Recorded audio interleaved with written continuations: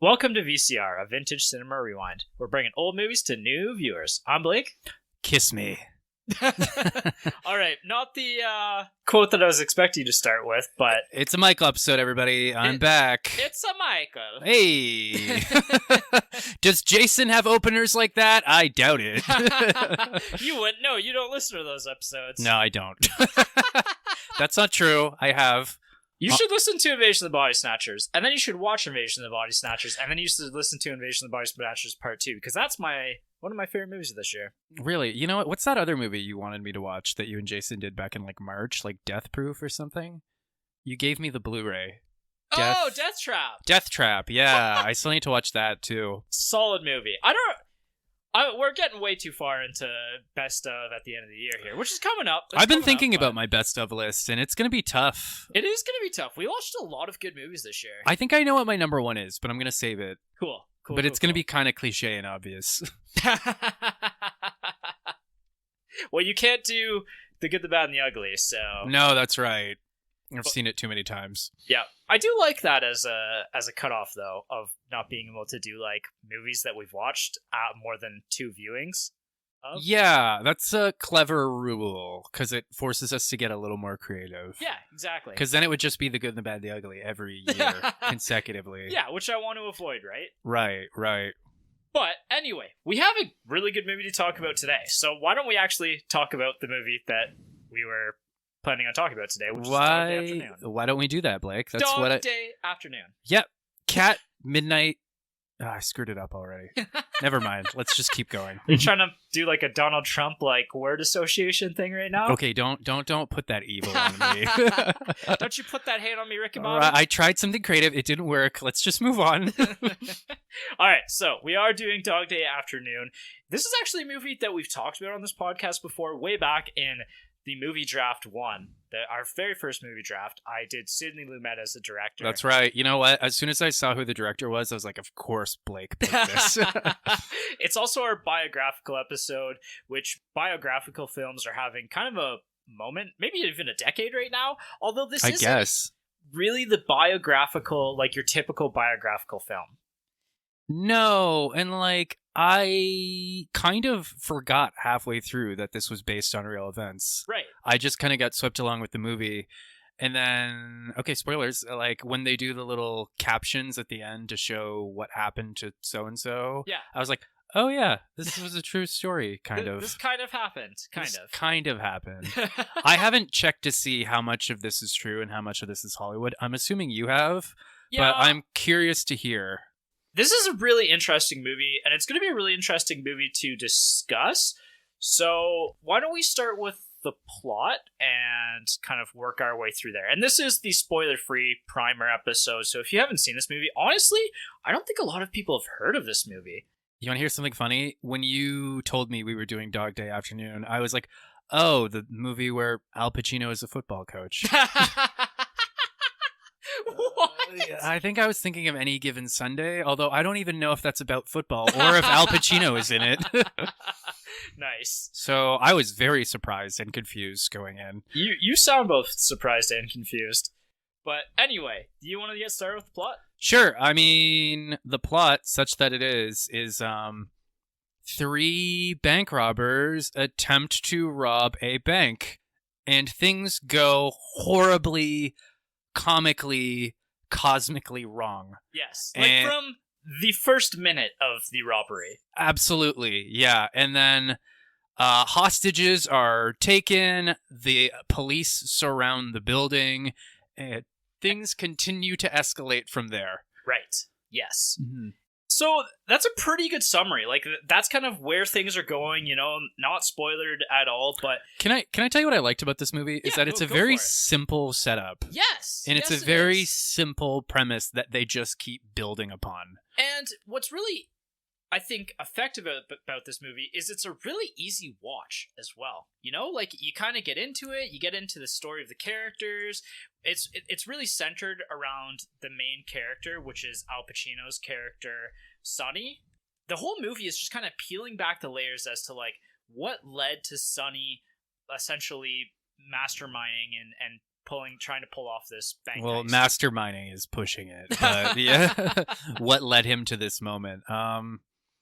Yeah, no, and like again, like this is kind of jumping ahead to my personal review, but like this movie has also just aged remarkably well. Yeah. Like it's very watchable, it's very funny, it's very entertaining. There's even some like social stuff in this movie that's still very relevant nowadays. Well, and what I talked about back in the draft episode when we did that was it almost feels like this every 50 years kind of history comes around full circle. Like it feels the 2020s feel very similar to the 1970s. And Absolutely, yeah. There's a lot of social unrest, a lot of like very unhappy people, wage is inflation, yeah, all of that stuff. Police brutality. Yeah, exactly. So it feels like we've kind of come full circle on that, and that kind of makes this movie so much more interesting to watch in 2023 because it really does. It feels like it could have been set today, and not a lot would have changed. I mean, some of the technological details would have changed, but no. I committed a cardinal sin today watching this movie. I was like, you could almost remake this movie today, which I know is a cardinal sin for film buffs, but like it seems very, it's like, yeah, it's a movie that could very well be set in 2023. Yeah, I think I see what you mean in that this movie could be made today. Like if you hadn't have told me that this film was made in 1975, I don't think that, that's immediately going to, pop into your mind that this is a movie from 1975. But I don't think this movie ever needs to be remade because, like you said, so many of the social commentary of this film is so applicable to today and now. And like also just in terms of like, a lot of the movies that we go back and watch, there's a couple yikes moments. Right. And this movie has a couple, but like it's actually a fairly... We'll talk more about this in the spoiler episode, but this movie is like fairly respectful for the most part. Well, yeah, and it, this movie has some discussion about the LGBTQ community. I'm sorry if I'm missing other stuff. I'm really bad at memory. That whole community. It's a really deep discussion on aspects of that, and it's respectful but also critical of it, and it also shows like what it would have been like in the 1970s to be a part of that community. Like there's some hostility towards that in that, and like the movie doesn't shy away from that, and I don't think it's unlike now where everything is cool. But like yeah but you know what I mean, right? Like it's a really interesting movie, and it, like you said, it's mostly respectful of all of the different topics and people that it's trying to cover. Yeah. And viewpoints as well. Yeah, absolutely. So, there's also just a lot of white men yelling at each other across the street. That's like 90% of the movie, and it's awesome. And that's actually something that's really interesting about this movie, and I'm skipping over characters and people you may know here for a second. Who is this movie for? You know what? We'll come back to that. I will come back to that thought. Mm-hmm. And let's actually do characters and people you may know. So Al Pacino, front and center, the main character. This is him pretty much just right off of the Godfather series. Yeah. And he actually took on this role to kind of have a bit of a different characterization of the Godfather series. He was actually hesitant to take on this role. Interesting. Yeah, he's a character actor, and so he really gets into the characters that he's portraying. And this is like a very, paranoid, just at the end of his rope man, right? And, he's just completely like wired throughout the film. Like, so he acts like me on any given day. Yeah. Yeah. And he's playing the real life character, or the real life person, John Wachitowicz, and he's actually in this movie called Sonny Wartzik. So, okay, so they changed his last name. Yeah, well, they changed his first name too. Oh, right. Yeah, I was listening. I promise. Yeah. So, I mean, Al Pacino's a household name. Can I again just skip ahead maybe a bit? Yeah. I think this might be my favorite Al Pacino performance. I was going to say that as well. This character has a lot of nuance and layers, and Al Pacino embodies it perfectly. Like, he's paranoid, and he's not perfect, and he makes a lot of mistakes. Mm-hmm. And, like, he's certainly not a great guy, but there is a little bit of decency to him. Right. Like, there are some small moments where you show, like, where you almost... there are moments where you kind of root for the guy. Oh, absolutely. Yeah. Like, there's some small moments of compassion that he gives off, and like he's smart too, despite everything. Like, there's one moment towards the end where I was like, he figures something out, and I'm like, oh, I did not see that. Like, this guy isn't stupid. Yeah. Like, he makes bad decisions, but he's not stupid. Yeah, no, definitely. And that actually is a good note. Like, this is probably the most likable character that Al Pacino's ever played as well. There's a bit of a charm to him. He's not, this isn't like the later Al Pacino where he's devolved into like a screaming maniac 100% of the time he's on screen. No, there's a lot of screaming, but it's very human screaming. Yeah, I guess. Yeah. You know what, Blake? Leave that in. I like how I phrased that. Okay. Yeah. And he actually, like, later on, the movie film website Premiere lists this as the 4th greatest performance of all time. Interesting. I don't know what my own personal list would be, but it's definitely up there. Like you said, it's probably the best Al Pacino performance, period. I'd agree with that. So that's one main draw of why you want to see this movie, is because Al Pacino just absolutely gives you 120% in this one. Yeah, he's a powerhouse. Yeah. The other character an actor that you should be aware of is his main accomplice, Sal. He's much more dim-witted than Sonny is. He also might have a whole lot of PTSD going on because he's a Vietnam War vet. He's kind of a dark character, like a dark, quiet, brooding character. He's almost kind of the opposite of Frito from The Godfather. Yeah. Whereas Frito was kind of a joke. Like, this character is intimidating. Yeah. And like, you wouldn't think like a 5'3", 120-pound man would be so intimidating, but like, there are moments in the movie where you're like, whoa. Yeah. Yeah, like he says things where you're like, ooh, okay. I guess we are ready to go here today. Yeah, okay. But yeah, like you alluded to, he's played by John Cazale, who plays Fredo in the Godfather series. And this is actually one of his only 5 performances that he did, because he unfortunately passed away in his early 40s. But every single one of his films was an Oscar-winning film. We've covered 2 now that we've done Godfather Part 1 and this. I imagine over the course of the next few years, we're going to do the other 3 of his films, because they're all, like I said, very well-received films. I think we'd have to. And I mean, this movie just proves the kind of range the guy has. Oh, absolutely. Right? Like, in The Godfather, he's like this dim-witted, childish buffoon. And yeah, he's a goofball. Yeah, and in this movie, he's like, he still has some funny moments, but he's dark and intimidating. Yeah, for sure. So there's one other performance that I want to talk really, really briefly on. And I actually don't even want to spoil the character, but I just want to say that Chris Sarandon makes an appearance in this film. That's Prince Humperdinck from The Princess Bride. Oh my god. The dots are connecting. Yeah. It's honestly like almost overshadows Al Pacino's character. He has a really incredible performance in this one as Leon. Oh, wow. Yeah. Yeah. This is actually his first film performance too. Wow. Well, he swung for the fences straight out of the gate. Yeah, I don't really want to spoil that, because it's kind of a little bit of a twist, an unexpected twist in the film. It's a reveal, yeah. Yeah. Like I said, it's something to kind of wait in anticipation for him to be presented in this film. Presented, yeah. I will say, we're going to save it for the spoiler section, but that particular twist halfway through the movie, I sat up in bed and I was like, what? Like, yeah. I was not expecting that. Right. Especially not from a movie of this time period. Yeah, definitely. This movie just has a lot to say, so. Yeah. But there's a few other characters, like there's all of the hostages, all of the bank employees who have various levels of importance to the film. Every character has maybe a moment or two, but there's maybe the bank manager. Like Mulvaney. Yeah. And Angie Sylvia, isn't it?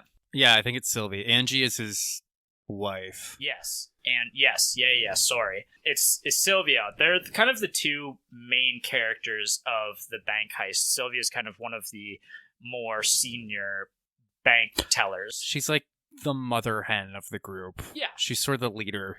Yeah, exactly. And then on the flip side, we have Sergeant Moretti, the police officer, played very well by Charles Durning. I don't know him from much. No, he doesn't have a lot of very famous films from like the later years. Like, and no, none of our younger audience are really going to know him, but he has some appearances in some really famous movies like The Sting, The Muppet Movie, and Oh Brother, Where Art Thou, which is a pretty good one. Okay, interesting. Yeah, the Coen Brothers movie. Yeah, exactly. Okay, so he's around. Yeah, and then there's actually one other performance that I just want to quickly mention, because not only is the police presence almost immediate and also over the top and ridiculous, yes, but the FBI actually appears relatively quickly as well, and then kind of watches from the shadows for the bulk of the movie before making a decision as to whether or not to act on the situation. Mm-hmm. And the head FBI agent is actually played by James Broderick, which yesterday I realized was Matthew Broderick's dad. Oh, fun. Yeah, kind of interesting connection there. So I guess I can kind of see the resemblance. Yeah, a little bit. He actually had Matthew Broderick on set while he was filming this, and then later on, years later, Matthew Broderick and Sidney Lumet did a movie together as well. Which movie did they do together? That's a good question. Never heard that voice come from you before. It's probably a movie that you've never heard of before, because Sidney Lumet, the actor, or the actor's director? Yeah, the actor's director, has a very large filmography, and not a lot of people have seen a lot of his movies. He made over 50 movies in his lifetime. Jesus. In like 50 years. He was making on average a movie a year. So he was just kind of the quiet carpenter of Hollywood. Yeah, for sure. Yeah. And I mean, like, one of his movies is 12 Angry Men, which is considered one of the greatest movies of all time. Yeah. Which you haven't seen, right?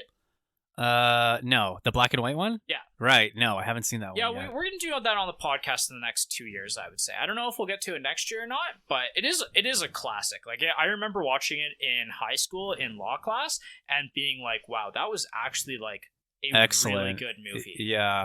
But yes, Matthew Broderick and Sidney Lumet worked together in 1989's Family Business. Yeah, never heard of it. Does not have a good rating. Okay, it's not one of his good movies.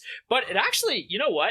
It doesn't have a good rating, but it stars Sean Connery, Dustin Hoffman, and Matthew Broderick. That's quite a cast. Yeah. Well, we might have to do that too, just out of curiosity. Out of curiosity, maybe, but it's got a 5.7 on IMDb, so I don't know if it's... Yikes. Yeah. Yes, Sidney Lumet, we've talked about on this podcast before because I did him as a director. I'd never heard of him before then. I don't think a lot of, non-film majors have heard of Sidney Lumet. I was a film major and I hadn't heard of him until you brought him up. Yeah, he kind of is, one of the unsung heroes of Hollywood, but he's extraordinarily important to Hollywood. Like you mentioned, he's the actors, director, all of the most famous actors of the 60s, 70s onwards just really, really loved working with him. He had a very interesting approach to his movies, which I talked about deeply in the movie draft episode. So again, recommend you go back to check that one out. But other than Dog Day Afternoon and 12 Angry Men, he also did Network, a movie that was one of my favorites of last year. The Verdict with Paul Newman, which is considered one of the greats of all time. And Serpico, which is another based on a true story. It's another Al Pacino movie, right? It is another Al Pacino movie. So they clearly liked each other. Yes. I think a lot of actors who worked with Sidney Lumet once tried to work with him multiple times because of how enjoyable he was to work with. Mm. And he seems to be the kind of guy to elevate actors' performances as well. And I don't know quite what it is, but like you and I have said, this is probably our favorite Al Pacino film appearance. Yeah, and like there's lots of little subtle nuances, like just in his face and inflection that I imagine Sidney Lumet was grabbing onto. Yeah. Or maybe bringing out of him. Yeah, definitely. Yeah. So who is this movie for? And does this hold up to a modern watch? You already spoiled that part. Yeah, it does. It holds up very well. So we talked about how this is a biographical film, but it's not your typical biographical film about some rich famous person. It's a biographical film about a regular guy pushed to extremes to do something extreme, and then it goes cosmically, horribly, comically wrong. Yeah, tits up. Yeah, exactly. So all of that's really interesting. It's, it's not your typical bank heist movie in that, like you said, it goes horribly wrong from the get-go, and then the whole movie really takes place in the bank, like over the 12 to 14 hours that this... Yeah, I gotta admit, maybe this is jumping ahead a bit. I feel like I've been saying that a lot tonight, but the bank robbery itself, such that it takes about 20 minutes. And after it happened, I looked at the running time and I was like, well, what are we going to do for the next hour and 40 minutes, right? But they filled it out, right? Yeah, you ate your words. Yeah, and I also got to say that, like, that's one of the best openings I've ever seen. Like, it almost reminded me of the opening of Silence of the Lambs in terms of just getting my attention right away. Right. And, like, it's... Yeah, it's hilarious. Yeah, it's so funny, and like it's so. Well, we should save it for the spoiler section, but it's amazing. Yeah, it's pretty incredible. And what I'll say as well about maybe my pitch for this movie is that a lot of the dialogue, it's pretty funny dialogue. It's pretty snappy. A lot of it's improvised. Like, this is maybe the most improvised movie to win an Oscar. Really? Yes. Huh. So this is not something that Sidney Lumet would typically do, and I think this is pretty much the only movie that he let this happen with, is they had the specific kind of points in the plot that they needed to hit while they were filming, but beyond that, he would pretty much gave the actors free rein to, like, figure their characters out and just react to situations in the moment. So interesting. A lot of the big scenes are just the different actors in character just feeling each other out. And that actually, I think, is a real benefit to this movie, right? Because there's a lot of characters who really don't have all the answers, right? Like, there's things happening in this movie, and the characters are just kind of reacting to them and reacting off of each other. And I think that's really a benefit to allow that kind of improvisation, because you don't know what the guy in front of you is about to tell you, right? Communication is like a big theme in this movie, right? Like, it kind of devolves where, like, you've got everyone in the bank, and then you've got the cops across the street. Right. And then some other people and, like, newscasters and stuff like that. Well, it's a big zoo, right? It's a big circus, yeah. And, like, there's lots of, like, communication becomes an issue, even, like, within, like, there's that moment where, like, something goes wrong, and then Sal is about to start shooting hostages. Right. Because he thinks one thing happened when really something else happened. So then Sonny has to run back inside and stop him. So, like, it's a constant barrage of communication. Yeah, and Sonny's being pulled in all sorts of different directions too, right? You kind of feel for the guy at different points, right? Yeah. Like, he's, he even says at one point, I forget what the exact quote was. He's like, I gotta do all the thinking, and I gotta do everything myself. Like, right. Yeah. Yeah, and that's moments like that where I think that a lot of people are going to connect to him like that. Like, as you become more and more of an adult, I feel like the burdens of the world start to become a little bit more apparent. Just talking to you and your fiance about how things are going good, but I just feel like I'm being pulled in so many different directions at all times. Like, it can be exhausting. Yeah, and I think in that sense you can really connect with the character. Yeah, quickly. Absolutely. He is shockingly likable. Yeah. Actually, all these characters are shockingly likable at times. Yeah, exactly. Yeah. And so, rounding out my who this movie is for, I think that almost anyone is going to enjoy this one. Like, Jess and I equally like this movie. When we watched it for the movie draft, this was our favorite movie that we watched for the first movie draft. It's just such an easy film to watch. Like, the stakes aren't significantly high, but there's also, but there is mounting tension throughout the movie. There's mounting tension, which works really well. It's just, it's just a good watch. Mm-hmm. I can't really say anything negative about the movie, honestly. No, not really. Like, actually, and I always have complaints or grievances, but no, I don't have any. I have no notes. Yeah, no, and you know what? This is what I'll say about maybe why you haven't heard of this movie, and maybe, why it's surprising how great it is because, so this is an Oscar movie as well, and that's maybe who else I would say should watch this movie is, if you're interested in the Oscars and Oscar-type films, this is a character study, like, it fits that, kind of mold of Oscar films, but it's not stuffy like an Oscar film you might think of, right?